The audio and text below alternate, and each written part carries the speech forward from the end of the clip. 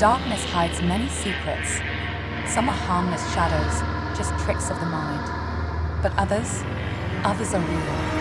And they wait, lurking in the corners of our world, slipping into the cracks of everyday life when we least expect it. Tonight, we dive into 10 terrifying true stories. Accounts so chilling, they'll make you question what you think you know about reality. Imagine you're driving alone at night, the road stretching endlessly ahead. The street lights grow sparse, and the only sound is the steady hum of your engine. Then, out of nowhere, you see something in the rearview mirror, something that shouldn't be there, a face. But when you turn around, the back seat is empty. Was it a trick of the light, or something far worse? Or picture this. You're home alone, scrolling through your phone, lost in your own little world. The house is quiet, too quiet. Then, from the hallway, you hear it. A floorboard creaks. You freeze. You know every sound your house makes. And this one doesn't belong. Someone, or something, is there. But when you gather the courage to check, there's nothing. Just the empty hallway staring back. These aren't just campfire tales. They're real experiences from people who swore they were alone, until they weren't. Stories of eerie encounters, unexplained voices, and figures that disappear the moment you look directly at them. And the scariest part, the people who lived these moments never saw them coming. So lock your doors, check the shadows, and listen closely. Because once you hear these stories, you'll never feel truly alone again. Let's begin. It always starts small. A strange noise in the middle of the night. An uneasy feeling that you're being watched. Something just slightly off. At first, you brush it aside. Maybe it's just your imagination. Maybe you're just tired. But then it happens again. And again. Until finally, you can't ignore it anymore. Take Emily, for example. She moved into her new apartment a few months ago. Nothing fancy, just a quiet place to call her own. The building was old, the kind of place where the pipes groaned, and the walls carried whispers from the neighbors. But something about it felt different. Off. At first, it was little things. Her keys weren't where she left them. Her lights flickered even though the wiring was fine. Annoying, sure, but nothing to be afraid of. Then, one night, she woke up to the sound of footsteps. Slow, deliberate, just outside her bedroom door. Her breath caught in her throat. She lived alone. Heart pounding, she reached for her phone, ready to call someone, anyone. But the moment she unlocked the screen, the footsteps stopped. Silence. Nothing but the quiet hum of the city outside. She forced herself to check, pushing open the bedroom door. The apartment was empty. Everything was in its place. But as she stood there, her skin prickling with unease, she couldn't shake the feeling that someone had been there. That someone was still there, watching. Or consider Daniel. He works late, often the last person in the office. The long hallways and empty rooms don't bother him. At least they didn't. But lately, he's been catching glimpses of something just out of view. A figure, always in his peripheral vision. When he turns to look, there's nothing. At first, he laughed it off, just his eyes playing tricks. But then he started hearing it. The sound of breathing, not his own. Deep, steady, coming from the darkened break room. He's not laughing anymore, and neither will you once you hear the rest of their stories, because what happens next is something they'll never forget. Emily tried to tell herself it was just stress, that she was overthinking things. But the feeling of being watched never went away. It followed her through the apartment, settling in the corners of every room, pressing in when she lay in bed at night. Then the whispers started, faint, distant, just on the edge of hearing. She could never make out the words, only that someone or something was there. At first, she thought it was her neighbors. Thin walls, old building, it made sense. But when she finally asked the people in the next unit, they gave her an odd look. They hadn't been home that night. Daniel, meanwhile, was growing more uneasy with each passing shift. The office had always felt empty after dark, but now it felt wrong. The air seemed heavier, the silence too thick. And then there were the footsteps. At first, he thought it was the cleaning crew, But when he checked, the office was locked, and the janitor had already left. He wasn't alone though, he could feel it. One night, as he packed up to leave, he caught movement in the reflection of his computer screen. A shadow, standing at the end of the hallway. His heart pounded. Slowly, he turned around. Nothing. Just the dimly lit corridor stretching into darkness. Both Emily and Daniel tried to ignore the growing unease, but the signs became harder to dismiss. Emily and Daniel tried to ignore the growing unease, but the signs became harder to dismiss. Emily started waking up with the covers pulled off her bed, her bedroom door slightly open when she swore she had closed it. She even set up her phone to record while she slept, hoping to catch whatever was happening. The next morning, she hesitated before pressing play. The video showed her sleeping soundly, nothing out of the ordinary, until around 3 a.m., the screen went black for exactly 20 seconds. When it came back, the door was open, and something had changed. The blanket was on the floor, but worse than that was the feeling that, for those 20 missing seconds, she hadn't been alone. Daniel, too, decided to stay late one more night, determined to prove he was imagining things. But as the clock ticked past midnight, the office grew eerily quiet. Then, a noise, soft, deliberate, like someone dragging their fingertips along the wall. He stood up, his chair scraping against the floor. The noise stopped. He took a deep breath, walked toward the hallway. The overhead lights flickered, and in that brief second of darkness, he felt it. Someone was right behind him. Neither of them knew what was happening. But one thing was certain, whatever it wasn't going away. And soon he would have to face it. Emily couldn't ignore it anymore. Something was in her apartment. She started sleeping with the lights on, but it didn't help. The whispers were louder now, closer. She could almost make out words, but they dissolved the second she tried to focus. Every morning she woke up exhausted, like she hadn't slept at all. Then came the knocking. Soft at first, just a few taps on her bedroom door in the middle of the night. But one night, it was different. The knocking was slow, deliberate. 4 steady taps. She held her breath, heart hammering. Then the doorknob turned. Daniel was done pretending. He knew he wasn't alone in the office. Every night, the presence grew stronger, pushing the air around him, pressing in like something unseen was watching from just beyond the light. The last time he stayed late, he made a plan. He'd bring a flashlight, check every corner, and prove to himself that nothing was there. But as he stepped into the hallway, the air felt wrong, heavy. Then, from the break room, he heard a sound. A chair scraping against the floor.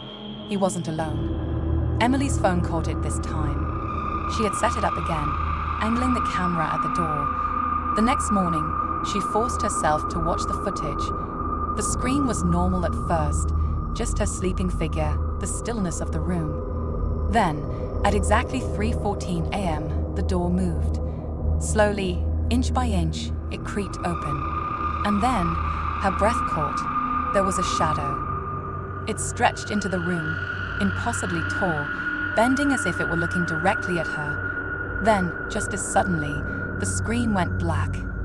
Daniel took a step toward the break room. He could hear something breathing just beyond the door. He reached out, turned the handle. The door swung open, revealing nothing, just an empty room. But the chair had moved. It was turned toward him, as if someone had been sitting there, waiting. His stomach twisted. He wasn't imagining this. He spun around, ready to leave, but stopped. Down the hallway, the overhead lights flickered, and for the briefest moment, a figure stood at the far end. Both Emily and Daniel were trapped in their own waking nightmares. They could feel it. Whatever was lurking in the dark wasn't just watching anymore. It was getting closer. Emily couldn't shake the feeling that she was running out of time. Whatever had been lurking in the shadows was no longer content just watching. It wanted her to know it was there. The next night, she barricaded her bedroom door with a chair, leaving the light on as she lay awake, listening. The apartment was eerily silent, but she knew better than to trust the quiet. Hours passed. Then, at 3:14 a.m., the overhead light flickered. A single bulb buzzed, dinned, then went dark. The moment it did, a slow creaking sound filled the room. Her breath hitched. The door was moving. Daniel had every intention of quitting his job. Whatever was in that office wasn't just playing tricks anymore, it was trying to make itself known. But as he gathered his things, determined to never stay past dark again, he noticed something new. His desk had been rearranged. The pens, his notepad, even his coffee cup, everything had been moved ever so slightly, just enough to notice. But the worst part was his computer screen. The cursor blinked over an open document, one he hadn't typed. It was just 2 words. Asterisk, asterisk, turn around, asterisk, asterisk. Emily grabbed her phone with shaking hands, turning on the flashlight. The door was opening impossibly slow, as if whatever was on the other side wanted to savor the moment. The chair she had wedged under the handle remained in place, unmoved, yet the door kept pushing forward. She scrambled backward, heart pounding. Then the light from her phone flickered, and for a split second, the beam caught something. A figure standing just beyond the doorway. Tall, unmoving, its head tilted at an unnatural angle. And then nothing. The light steadied. The doorway was empty, but the door was now fully open. Daniel's pulse pounded in his ears as he backed away from his desk. He refused to turn around. Instead, he grabbed his bag and made a run for the exit. But the moment he reached the door, the office lights cut out. The emergency exit sign flickered, casting a hallway in a dull red glow. And then he heard it. Asterisk, asterisk, his name, asterisk, asterisk, a voice, low and rasping, coming from the darkness behind him. He froze, gripping the doorknob so tightly his knuckles ached. He didn't want to look. He knew if he did, something would be there. Emily's phone screen suddenly went black again. But this time, instead of shutting off completely, something else happened. The screen flickered, and for a fraction of a second, an image appeared. A distorted, grainy snapshot of her own bedroom. Except she wasn't alone. A shadowy figure loomed over her sleeping form. She gasped, scrambling to her feet, but before she could process what she'd just seen, a single notification flashed across her screen. Asterisk, asterisk, you're not supposed to see me. Asterisk, asterisk. Both Emily and Daniel had been ignoring the truth. Whatever was haunting them wasn't just lingering in the background anymore. It was making itself known. And now there was nowhere left to hide. Emily's hands shook as she stared at the screen. The words, asterisk, asterisk, you're not supposed to see me. Asterisk, asterisk, burned into her mind. Her pulse pounded in her ears, drowning out every rational thought. Then, just as suddenly as it had appeared, the message vanished. The phone screen flickered back to normal, her reflection staring back at her in the dim light. But something was wrong. The reflection wasn't hers. It was subtle, just the slightest tilt of the head, the barest shift in expression, but it wasn't her. A cold wave of terror crashed over her. Slowly, she lifted a trembling hand, watching as her reflection mimicked her movement. But then, it didn't. The figure in the screen, asterisk, asterisk, smiled, asterisk, asterisk. Emily screamed, hurling the phone across the room. The second it hit the floor, the lights in her apartment cut out. She fumbled for the bedside lamp, but it wouldn't turn on. The room was suffocating in its silence. Then, asterisk, asterisk, footsteps, asterisk, asterisk, slow, deliberate, crossing the floor toward her. She couldn't see it, but she could feel it. A presence, standing just inches away. Daniel wasn't breathing. He couldn't. The voice had said his name. It had spoken in a rasping whisper, coming from the darkness behind him. Every instinct screamed at him to run, but his body refused to move. The office felt smaller, the air pressing in around him. Then, just as he gathered the courage to turn, something asterisk, asterisk, exhaled, asterisk, asterisk against the back of his neck. He bolted. Crashing through the door, he sprinted down the hall, his heartbeat thundering in his ears. He didn't stop, didn't look back. The emergency exit loomed ahead, the flickering red sign the only source of light. His fingers stretched toward the handle. Then ***, the door slammed shut ***. Emily backed against the wall, her breath coming in shallow gasps. The footsteps stopped. Silence. And then a voice, not whispering, not distant this time. It was right next to her ear. ***, he let me in. ***. Daniel yanked at the exit door, but it wouldn't budge. Behind him, the overhead lights flickered. On, off. Each flash revealing something ***, getting closer ***, a shape, shifting unnaturally in the darkness, its outline stretching toward him. He banged on the door, shouting, but then, ***, it stopped ***. Silence. He turned, hands shaking. The hallway was empty. The lights steadied. The air felt lighter. The presence was gone. He was alone. He stumbled backward, breathless, his mind struggling to process what had just happened. Had it really been there, or had he imagined it all? Emily's lights flickered back on. The air in the room felt normal again, the oppressive weight gone. Cautiously, she picked up her phone. The screen was blank. No messages, no sign of the terrifying image she had seen. It was as if none of it had happened. But something had changed. That night, Daniel left the office and never stayed late again. Emily moved out of her apartment within a week. They tried to tell themselves it was over, that they had imagined it. But deep down, they both knew the truth. Because every now and then, late at night, when the world is quiet, they still hear it. A whisper in the dark.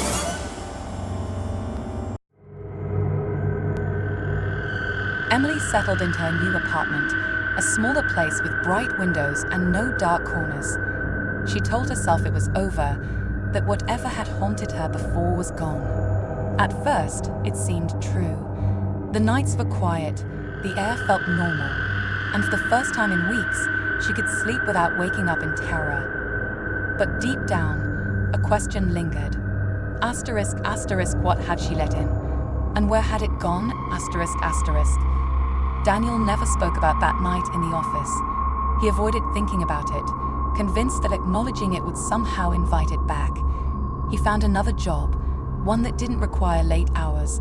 He surrounded himself with people, noise, light, anything to keep the silence at bay.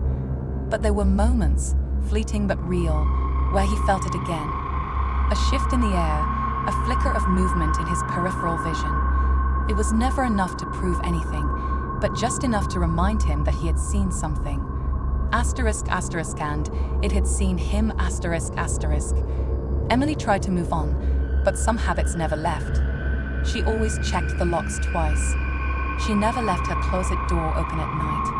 And she never, ever looked at her phone after 3 a.m. She told herself she was just being paranoid, that there was no reason to be afraid anymore. But then one night, she woke up to a familiar feeling. ***, she wasn't alone ***. Her phone vibrated on the nightstand. Half asleep, she hesitated before reaching for it. The screen was blank. No missed calls, no messages, just the time. ***, 3:14 a.m. ***. Her stomach dropped. The same time as before, she held her breath, waiting, listening. The room was silent. But just as she placed the phone back down, something caught her eye. A reflection, faint but unmistakable, in the black screen of the phone. It was standing right behind her. Her breath hitched. She turned, heart racing. ***, but there was nothing there ***. The room was empty. The air was still. The presence, if it had been there at all, was gone. Daniel, too, had a moment like this. Months later, he was walking home late when he passed by an office building with darkened windows. Something made him stop. A feeling, a memory. He glanced up at the 3rd floor, at the hallway where it had happened. The lights flickered. A shadow moved. His breath caught in his throat. He blinked, and it was gone. Maybe it had never been there at all.